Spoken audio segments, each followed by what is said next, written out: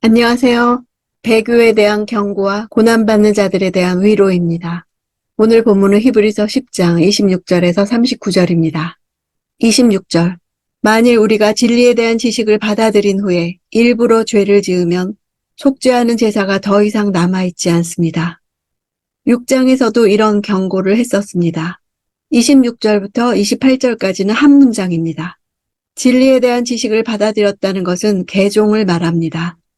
그들은 예수를 믿고 난 후에 예수를 대적하는 환경 속에서 살아가야 했습니다. 외적 고난은 물론 내적 고난도 우리의 신앙 현실에 있습니다. 그 어떤 그리스도인들은 동료 신자들의 권면을 받지 않았고 반응하지도 않고 진리의 정박지로부터 떠내려가기 시작했고 점점 함께 모이는 일을 게을리했습니다. 여기서 일부러 죄를 짓는 것은 그리스도교 신앙에서 유대교로 돌아가는 배교의 행동을 말합니다. 배교는 단번에 영원한 제사를 드린 예수 그리스도를 저버리는 것이기 때문에 더 이상 죄를 속하는 구원의 기회가 없습니다. 부지 중에 지은 죄에 대해서는 속죄하는 제사가 있지만 고의로 지은 죄에 대해서는 속죄의 여지가 없습니다. 구약의 모든 제사는 이제 폐지되었고 유일하고 최종적인 그리스도의 제사 또한 더 이상 반복될 수 없습니다. 27절. 오히려 떨리는 마음으로 심판을 기다리는 것과 대적하는 사람들을 삼켜버릴 맹렬한 불만 남아 있습니다. 배교하는 자들이 맞게 될 궁극적 운명을 말합니다. 그들이 기다리는 것은 구원이 아니라 심판이기 때문에 심판을 기다린다는 것은 어떤 피할 수 없는 현실을 두려움 가운데서 기다리는 것을 말합니다. 가슴 설레는 기다림이 아닌 두려운 예감은 그 자체로 심판인 것입니다. 그리스도인들이 주의 재림을 사모하면서 사는 것과 대조적으로 저들은 심판에 소름 끼치는 두려움과 불안 속에서 살게 됩니다. 대적한다는 것은 그들이 스스로 하나님의 원수가 되기를 선택했기 때문입니다. 삼켜버린다는 것은 먹어치운다는 뜻입니다. 아무도 피하지 못할 것을 말하고 있습니다. 29절. 하물며 하나님의 아들을 짓밟고 자기를 거룩하게 한 언약의 피를 부정하게 여기고 은혜의 성령을 모독한 사람이 당연히 받을 형벌이 얼마나 더 가혹하겠는가를 생각해 보십시오.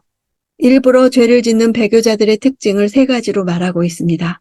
첫째, 하나님의 아들을 짓밟는 자들입니다.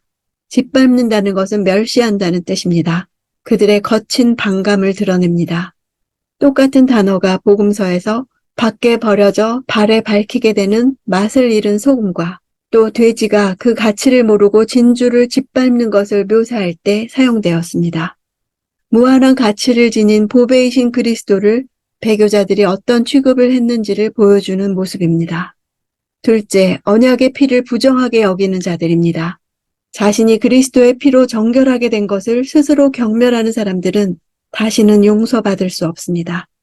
언약의 피를 부정하게 여긴다는 것은 그 피의 효력을 인정하지 않고 피의 속죄 개념을 원시적이고 미신적이라고 비웃는 것입니다.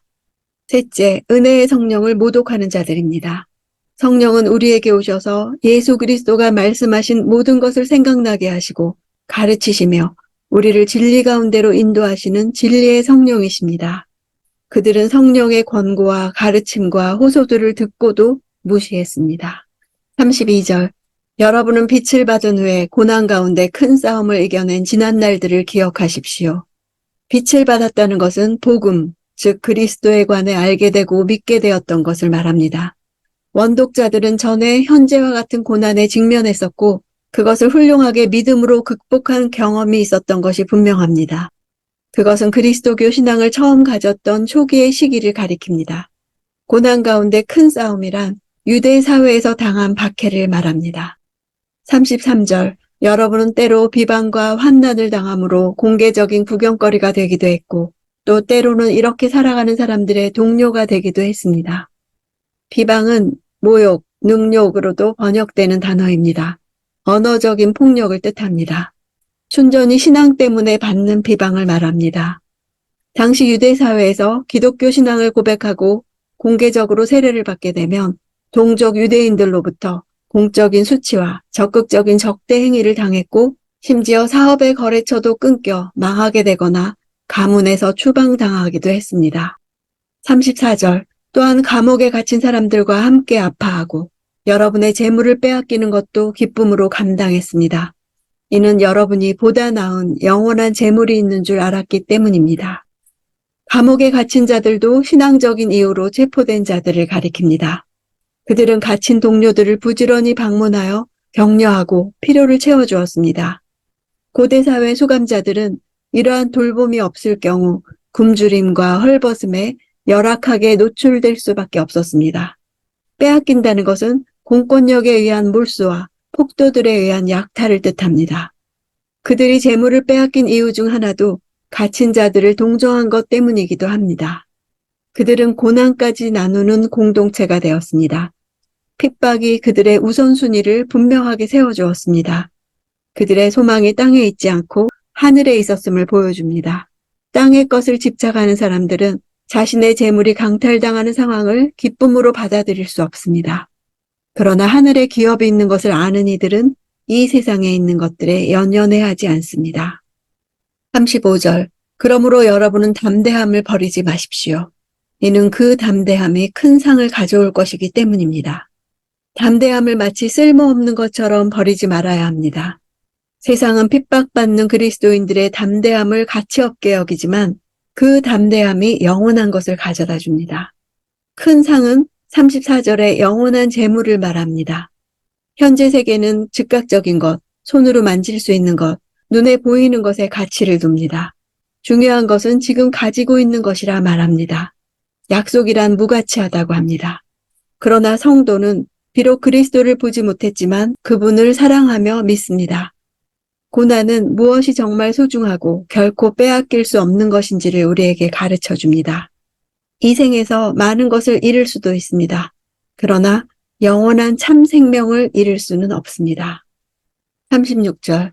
여러분이 하나님의 뜻을 행한 후에 약속을 받기 위해서는 인내가 필요합니다. 인내란 단어는 자신이 확신하고 있는 상태에 견고하게 머물러 있는 것을 나타냅니다. 아무리 힘든 상황들이 압박해와도 도망가지 않고 머물러 있는 것을 뜻합니다. 끝까지 인내하지 못하고 중도의 신앙을 버리고 배교하는 자들의 걸림돌은 바로 소망과 확신이 부족하다는 데 있습니다. 하나님에 대한 믿음이 결국 인내의 원천이 됩니다. 받기 위해서 할 때 받다 하는 단어는 자신의 것을 회수하다, 되돌려 받다 라는 뜻입니다. 그 약속이 원래 그 사람에게 주어지기로 예정되어 있다는 뜻입니다. 37절. 잠시 잠깐 후면 오실 그분이 오실 것이니 지체하지 않으실 것이다.